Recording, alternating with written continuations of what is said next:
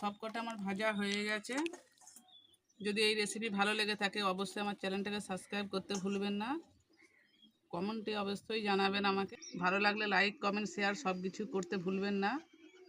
আবার দেখা হবে। আমি এখানে ময়দা নিয়েছি 1 কাটোরি, যতটা ময়দা নিয়েছি তার অর্ধেক বেসন নিয়েছি, সুজি নিয়েছি, আর আমি চালের গুঁড়ো নিয়েছি।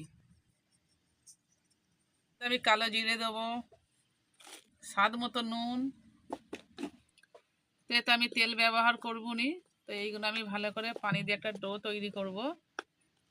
আটাতেও হবে, কিন্তু এখানে আমি ময়দা নিয়েছি টেস্টটা বাড়ানোর জন্যে। আটার থেকে ময়দাটার টেস্টটা বেশি হবে। আরও ভালো করে মেখে নেবো এটাকে। তো আমি 2 চামচের মতো টক দই এতে দিচ্ছি। এটা আমি ভুলে গিয়েছিলাম, তো আমি দিয়ে দিচ্ছি। টক দইটা দিলে কিন্তু খেতে স্বাদটা আরও বেড়ে যাবে।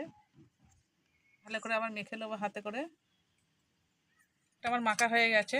এই তো এটা তো গ্রেট করে রাখা আলু, কুচনো পেঁয়াজ, ধনে পাতা, তো গোটা জিরে দেবো, কালো জিরে, তো এই টমেটোটা আমি গ্রেট করে দেবো, একটু আদা রসুন থেতো, হলুদ গুঁড়ো সামান্য, লঙ্কা গুঁড়ো অল্প করে দিচ্ছি, কাঁচা লঙ্কা, ধনে গুঁড়ো, চাট মশলা, গরম মশলা।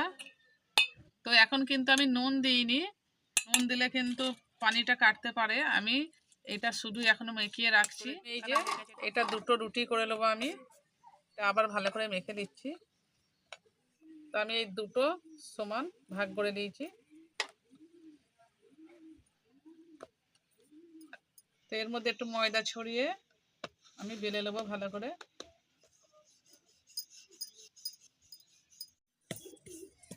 তো আমি এরকম মোটা রেখেছি রুটিটা, আমি সেই রকম দেখাবো। এরকমভাবে আমি 2টো রুটি বেলে নেবো। এই তো এরকমভাবে আমি আরেকটা রুটি বেলে দিচ্ছি। তো আমার 2টো রুটি বেলা হয়ে গেছে। তো এর মধ্যে আমি এই চিলি সস দেবো। এই সসটা দেওয়ার কারণে কিন্তু টেস্টটা আরও বেড়ে যাবে। আমি ডার্ক সয়া সস দেবো, মেখিয়ে নেবো। তো আপনাদের হাতের কাছে যদি না থাকে নাও দিতে পারেন, এইটা দিলে আরও ভালো হয়, টেস্টটা কিন্তু দ্বিগুণ হয়।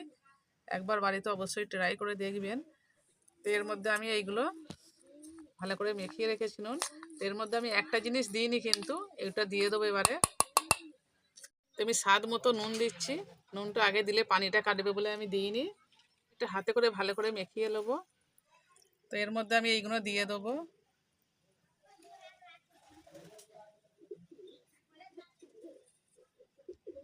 তো এর মধ্যে আমার যে রুটিটা বেলে রেখেছিল ওইটা আমি এরমভাবে ঢাকা দিয়ে দেবো। তো এরমভাবে আমি ঢাকা দিয়ে বারগুলো সব চেপে দিয়েছি। এবার আমি চুলোয় চলে যাব। আমি হাঁড়িতে পানি দিয়েছি, দিয়ে একটু পানিটা গরম করে নিয়েছি।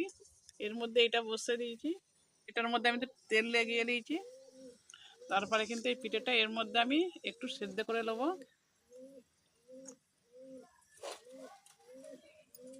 তারপরে একটা বাসন ঢাকা দেবো। তো আমি অল্প করে ময়দা দিচ্ছি একটা ব্যাটার বানাবার জন্যে, সামান্য একটু নুন দিচ্ছি। তো আমি একটা ডিম ফেটিয়ে রেখেছিলাম, ওর মধ্যে দিয়ে দিচ্ছি। তো এটাকে আবারও ফেটে নেবো ভালো করে। তো আমার ফাটা হয়ে গেছে, এটা রেখে দেবো সাইডে। 10 মিনিট আমি সেদ্ধ করে নিয়েছি, দেখবে এবারে।